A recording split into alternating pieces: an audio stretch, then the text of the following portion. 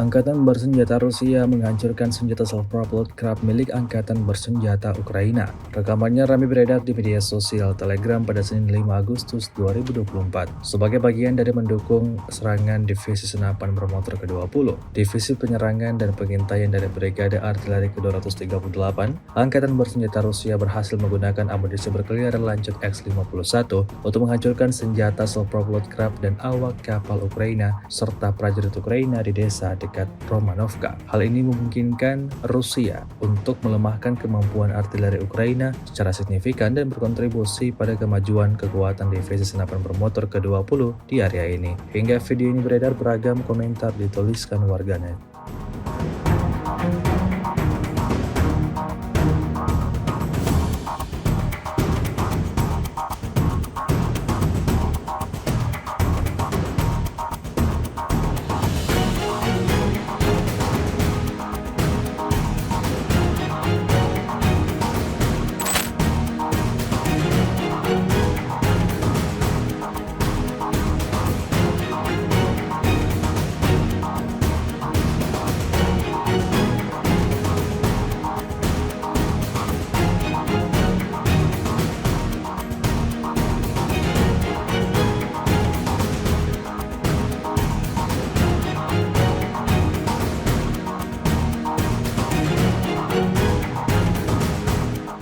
Download Tribun X sekarang, menghadirkan lokal menjadi Indonesia.